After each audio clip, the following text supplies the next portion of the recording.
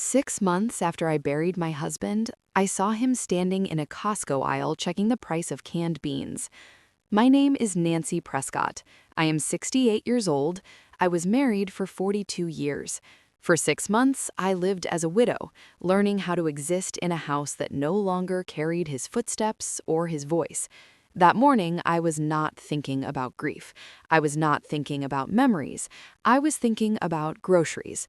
Olive oil, paper towels, the small, ordinary things you focus on when you are trying very hard not to fall apart. Then I heard his voice. Not loud, not calling my name, just a familiar sound behind me complaining about prices the same way he always used to. I turned and there he was, my husband, alive. My heart slammed so hard I thought I might collapse right there between the shelves.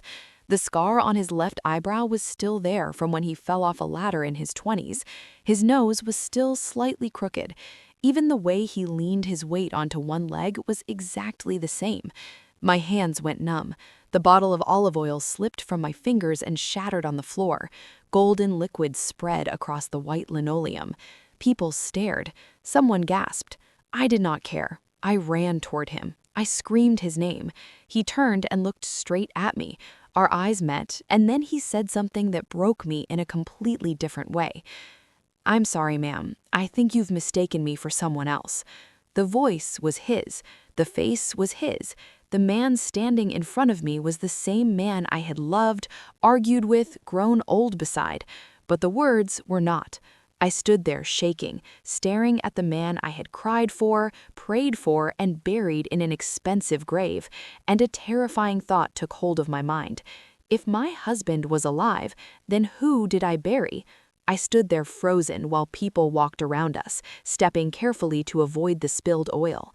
Someone from Costco came with paper towels. Another asked if I was all right. I did not answer. All I could see was him. I moved closer, my hands shaking so badly I had to press them together. "It's me," I said. "Nancy, your wife." He frowned slightly, not in anger, but in confusion. Real confusion, or at least it looked real. "I'm sorry," he said again, calm and polite. "I think you're confused. My name is Daniel Brooks." Daniel? The name felt wrong in my mouth. "No," I whispered. "No, that's not possible." I pulled my phone out of my purse, my fingers clumsy, desperate. I scrolled through photos I hadn't touched in months. Our wedding picture, his last birthday, a vacation photo from years ago. I held the screen up in front of his face. "Look," I said, "this is us. This is you." He leaned in and studied the photo carefully. For a moment, just one moment, I saw something flicker in his eyes. Recognition, panic, I could not tell which. Then he shook his head. "That's not me," he said gently. "I've never seen this picture before." The way he shook his head was the same, slow, certain, the same way he used to do when he told me he was sure about something. I felt sick. He stepped back slightly, creating distance between us. "You look like you've been through something very difficult," he said. "Maybe you should sit down, get some water." Water? As if grief could be fixed with water. I stared at his clothes, a faded green t-shirt, old jeans, worn sneakers. My husband never dressed like that. He wore button-down shirts even on weekends, leather shoes. He cared about appearances. But then I noticed his left hand. "Show me your hand," I said suddenly. He hesitated. "Ma'am, I really need to go." "Please," I said, "just your hand." Slowly he lifted it. There it was, his left pinky finger, crooked, slightly bent inward, broken when he was 15, trying to help his mother fix a roof. My stomach dropped. He pulled his hand back quickly. "I'm sorry," he said firmly now. "I don't know who you are." He turned his cart away from me and walked down the aisle, leaving me standing there trembling, and I knew then I could not let this go. I followed him. I kept my distance as I followed him through the store, staying just far enough back that he would not notice me. My heart was pounding so loudly, I was sure other people could hear it. I watched him pay in cash. He refused the receipt. That small detail stayed with me. My husband always took receipts. He liked records, proof.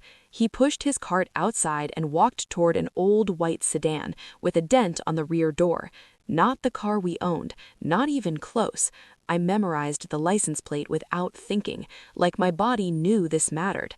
I waited until he drove away, then hurried to my car and followed him.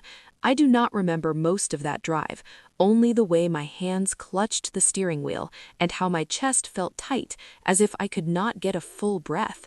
We passed streets I knew, then turned into a neighborhood I had never been to. Quiet, modest, ordinary. He pulled into the driveway of a small house painted a soft green color. A simple place, a small yard. Nothing special, nothing that should have mattered to me. I parked down the street and watched. He got out carrying grocery bags.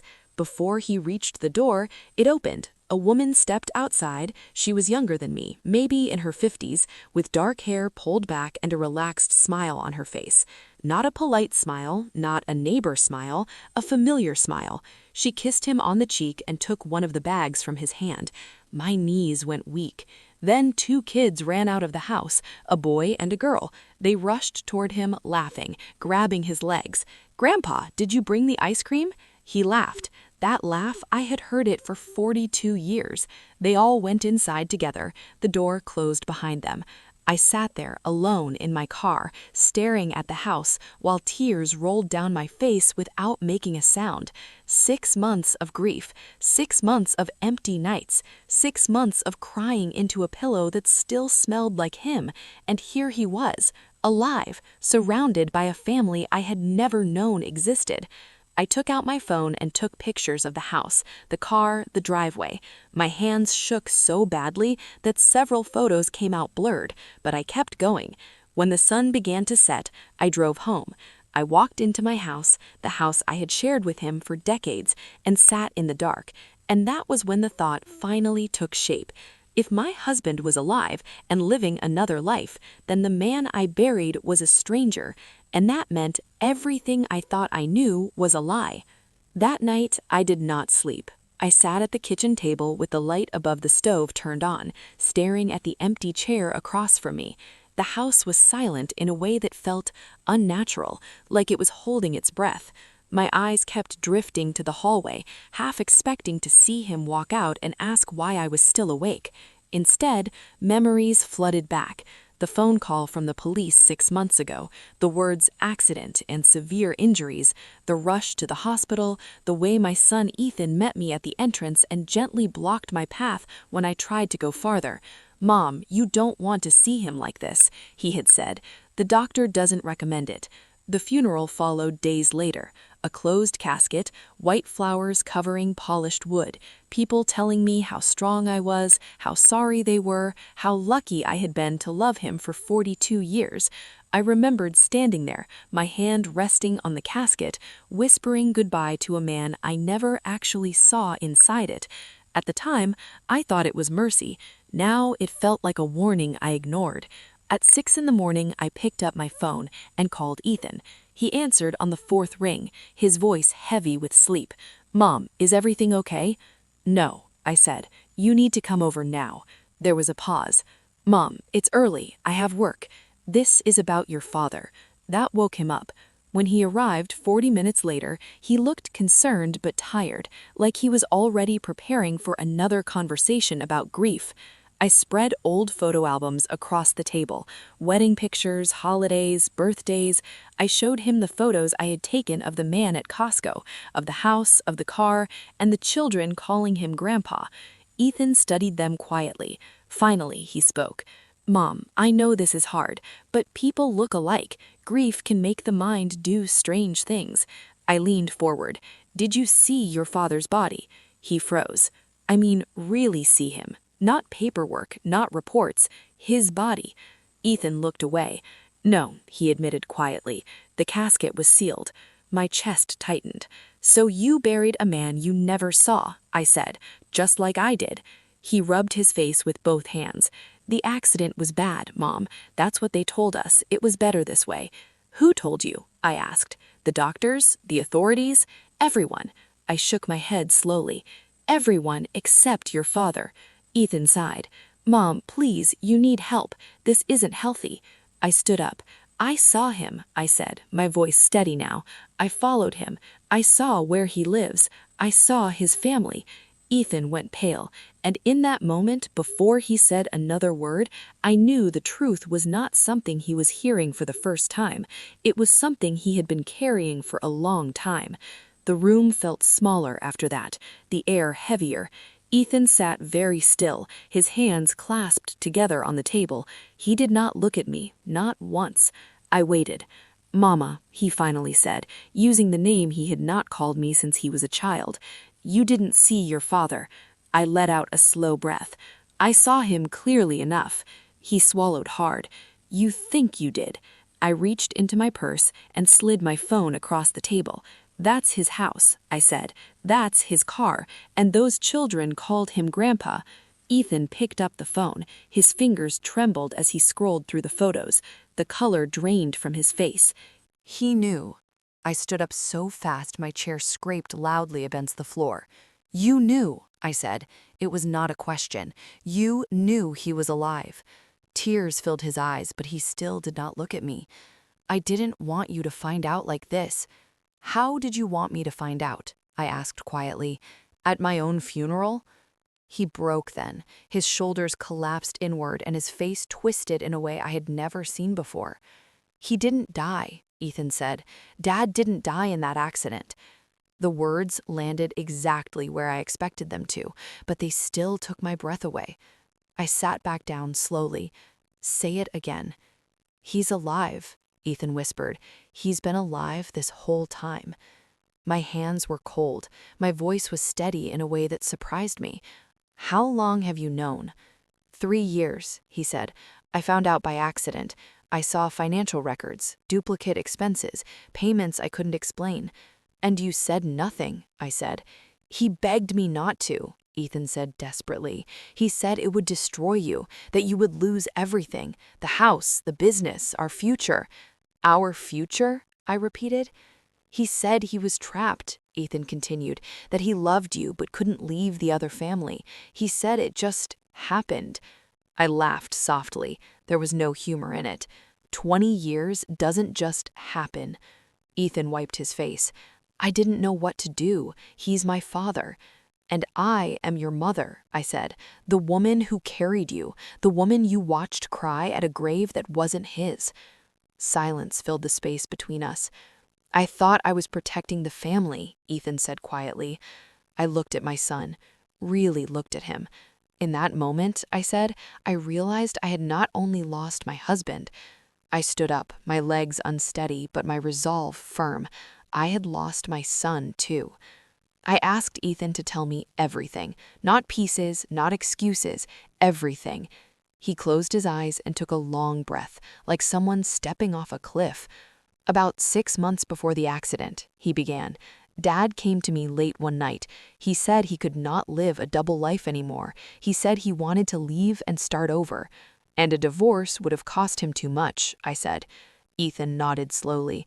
"We live in a community property state. You would have been entitled to half of everything, the house, the stores, the savings, millions. So he chose fraud instead," I said. "It was his idea," Ethan said quickly, as if that mattered. "He said he knew someone, a man who was very sick, terminal, no family, no future." My stomach turned. "He offered him money," Ethan continued, $50,000. The money would go to the man's niece after he died. He said the man agreed because he was dying anyway. "You bought a body," I said flatly. "It wasn't like that," Ethan said weakly. "The man was already dying." "So you decided who would die as my husband?" I replied. Ethan looked down. "The accident was staged," he said. "A minor crash, enough to involve police and an ambulance. The man was taken to the hospital using Dad's identification, his wallet, his license, everything. And when he died," I said, "the death certificate was issued in my husband's name." "Yes," Ethan whispered. The room felt cold. "And the casket," I said, "why was it sealed?" Ethan's voice shook. "Because the body inside was not Dad." I closed my eyes. I saw the white flowers, the prayers, the marble crypt I paid for without hesitation. "How much money did he take?" I asked. About 1.8 million, Ethan said. He moved it before the accident. New accounts, new identity, And you? I asked, opening my eyes. What did you get? Ethan hesitated. The businesses, the stores were transferred to me after the death. The house was already in your name. And my allowance, I said, the $1,500 a month. I thought it was fair, he said quietly. I thought it would be enough. I laughed then, not loudly, not dramatically, just a small sound of disbelief. For 6 months, I said, I cried every night. I took sleeping pills. I went to grief counseling. I paid $90,000 for a tomb holding a stranger. Ethan began to sob. I mourned him, I said, while he was alive. That night after Ethan left, I sat alone in the dark. I did not cry. I did not cry. Something inside me had shifted. I stopped being a widow, and I became something far more dangerous, a woman who needed the truth. The next morning, I woke up before sunrise. For the first time in 6 months, my chest did not feel heavy. The grief that had wrapped itself around me like a thick fog was gone. In its place was something sharper, clearer, purpose. I showered, dressed carefully, and put on lipstick for the first time since the funeral. When I looked in the mirror, I barely recognized the woman staring back at me. Her eyes were no longer soft with sadness. They were focused. I started with facts. I searched quietly, phone records, financial statements, old emails I had ignored for years because I trusted my husband and my son. Patterns began to appear, dates lined up, transfers that made no sense at the time suddenly explained everything. That afternoon, I hired a private investigator. His office was small and unimpressive, the kind of place people overlook. He listened without interrupting as I explained what I knew and what I suspected. When he finished, he leaned back and nodded. This is serious, he said. Identity fraud, financial fraud, staged death, that's not just family drama, that's criminal. I want proof, I told him, proof that cannot be denied. A week later, he delivered exactly that. Fake identity documents, bank accounts under another name, call records showing regular contact between my husband and Ethan before and after the fake death. Every lie mapped out in black and white. I took the folder straight to a lawyer. She was calm, precise, unemotional, exactly what I needed. This is not revenge, she told me after reviewing everything. This is justice, and you have a strong case. Together, we built a plan, not a loud one, not an emotional one, a careful one. We would gather more documents. We would record a confession. We would let the truth speak for itself. As I walked out of her office, I felt something I had not felt in years: control. I had spent decades believing loyalty meant silence, that love meant sacrifice without question, that endurance was strength. I was wrong. Strength was knowing when to stop being quiet. I did not want to hurt them. I wanted the truth exposed, and once the truth came out, everything they built on my pain would collapse on its own. I was no longer waiting for answers. I was preparing to take them. I went to his house 3 days later. I did not rush. I parked a few houses away and walked slowly, giving myself time to breathe. I was not there to scream or beg. I was there to end a lie. When I knocked, a woman opened the door. She looked politely at me, curious but calm. The same woman I had seen take grocery bags from his hands, the same woman whose children called my husband Grandpa. "Yes?" she asked. "I'm looking for Daniel Brooks," I said. She hesitated, then smiled. "He's in the backyard, fixing the fence. I'll get him." A few seconds later, he appeared. My husband, older, thinner, dressed like a man who wanted to disappear. Our eyes met, and the recognition was instant. There was no pretending now, no confusion, only fear. "Nancy," he said quietly. I held out the envelope. "What is this?" he asked. "Everything," I said. "The truth, the evidence, the consequences." His hands shook as he opened it. I watched his face change with each page: confusion, panic, defeat. "You can't do this," he whispered. "You'll destroy everything." "I didn't destroy anything," I replied. "I uncovered it." The woman stepped closer. "Robert? What is going on?" she asked. "There is no Robert," I said calmly. "His name is not Daniel either. His name is Thomas Prescott, and he has been married to me for 42 years. She stared at him. "Is that true?" He did not answer. The silence was louder than any confession. "I buried him," I continued. "I cried over a grave holding a stranger while he built a new life with stolen money and a stolen name." The woman covered her mouth. "You said you were a widower." "I lied," he said weakly. She stepped back from him as if seeing a stranger. Tears filled her eyes. At that moment, something inside me finally settled. This was not victory. This was closure. I turned to leave. Behind me, his world was collapsing, and for the first time since the day I saw him at Costco, I felt nothing at all. The consequences came quickly after that. Within days, the accounts tied to his false identity were frozen, the businesses were placed under investigation, and Ethan was taken in for questioning. I did not go to the police station. I did not watch the news. I did not ask for updates. For the first time in months, I chose silence for myself. The house felt different, lighter, not because the pain was gone, but because the waiting was over. The truth was no longer trapped inside me. It was out in the open where it belonged. Ethan called me once from a restricted number. I did not answer. I needed distance, not out of cruelty, but out of survival. Weeks passed. My lawyer handled the legal process. The money that had been taken was returned, slowly, piece by piece. Assets were reviewed, documents corrected, lies dismantled with patience and precision. I reopened my sewing room. The old machine still worked. The familiar sound of fabric moving under my hands grounded me in a way nothing else could. I remembered who I was before I became a wife, before I became a mother, before I learned how easy it was to disappear inside other people's needs. Friends started calling again.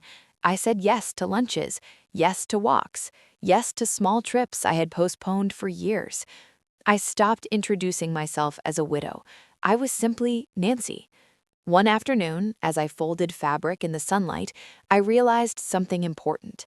Justice did not erase the past, but it gave me my future back. I had spent too long believing my role was to endure quietly. Now I understood something different. Rebuilding is not about starting over. It is about returning to yourself. Today, when I look back on everything that happened, I no longer ask myself why it happened. I ask myself what it taught me. For 42 years, I believed loyalty meant staying quiet. I believed love meant sacrificing without question. I believed that family bonds were sacred, no matter the cost. I was wrong. What I learned is this: truth matters more than comfort. Dignity matters more than tradition, and respect is not something you earn by suffering in silence. I was 68 years old when my life fell apart. Many people would say that is too late to start over, too late to demand justice, too late to choose yourself. They are wrong. It is never too late to stop living a lie. It is never too late to say enough. I lost a husband I thought I knew. I lost the version of my son I trusted. And for a while, I lost myself. But I gained something far more valuable: clarity. I rebuilt my life slowly, intentionally, on my own terms, not out of bitterness, but out of self-respect. I learned to live without waiting for approval, without explaining my boundaries, without apologizing for choosing peace. If you are listening to this and you are in a situation that feels wrong but familiar, painful but comfortable, I want you to hear this. Your life is worth more than endurance. Your truth is worth more than silence. And choosing yourself is not selfish. It is survival. If this story resonated with you, leave a comment and tell us where you are watching from and what part stayed with you the most. Like this video if you believe dignity has no expiration date, and subscribe to the channel to continue following stories about truth, justice, and the quiet power of choosing yourself. Because sometimes the most powerful revenge is not destruction, it is becoming free.